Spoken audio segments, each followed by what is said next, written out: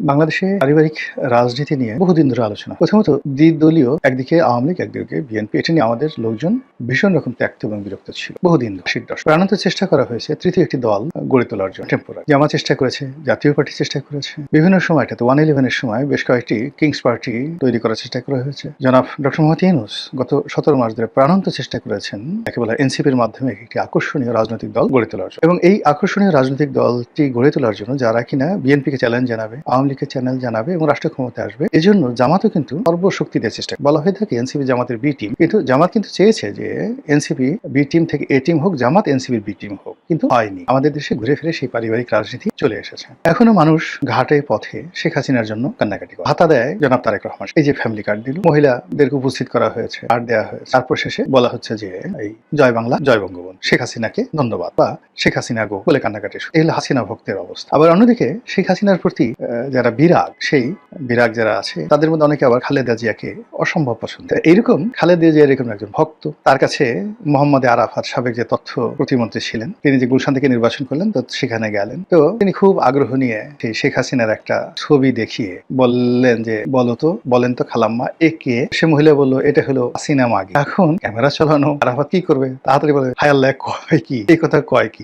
মানে এটা হলো আমাদের সমাজের, মানে যারা বিএনপি করে বা খালেদা জিয়াকে পছন্দ করে, তারেক জিয়াকে পছন্দ করে, তাদের কাছে শেখ হাসিনা সজীব ওয়াজেদ জয় হলো এইরকম, মানে যাকে বলা হয় ওই যে মহিলা যেটা সহসল মহিলা যেটা বলে ফেলেন বুড়ি মহিলা, ওইরকম বাজে সব। আবার একইভাবে খালেদা জিয়ার সম্পর্কে, তারেক জিয়ার সম্পর্কে আরো মন্দ ধারণা পোষণ করে আওয়ামী লীগের কোটি কোটি মানুষ। আপনি মানে এই যে তারেক রহমান সাহেব যত ভালো কাজ করছেন, যত কিছু করার চেষ্টা করছেন না কেন, কোনো লাভ হবে না।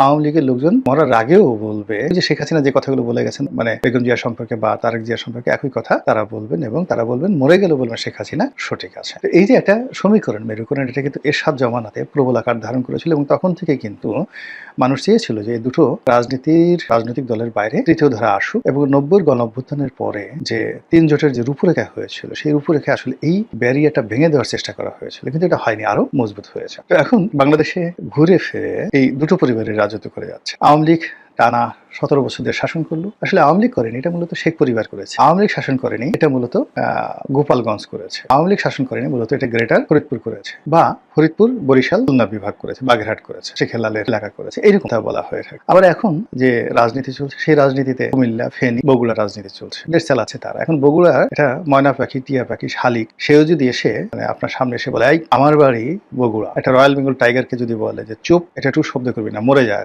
এখন মরে যায়। রয়্যাল বেঙ্গল টাইগার যদি সুন্দরবন ছেড়ে এই ঢাকা শহরে ছেড়ে দেন, সেই বগুড়ার একটা শালিকের হুকুমে সে একটা চিৎকার দিয়ে সঙ্গে সঙ্গে মরে যাবে। এটা হলো ক্ষমতার দাপট। একই অবস্থা কিন্তু গোপালগঞ্জের ক্ষেত্রে হয়েছিল আওয়ামী লীগ জামানাতে। যাই হোক, এখন যে পরিবেশ এবং পরিস্থিতি এরকম একটা যাকে বলা হয় পরিবর্তন হলো, সেই পরিবর্তনের পর অতীতের যে ধারাবাহিকতা, জিয়া পরিবার বনাম শেখ পরিবার, সেটার কি কোনো পরিবর্তন লক্ষ্য করা যাচ্ছে বা ব্যতিক্রম কিছু দেখা যাচ্ছে? সম্ভবত না, বরং আগের চাইতে জিয়া পরিবারের কর্তৃত্ব আরো দৃঢ় হয়েছে।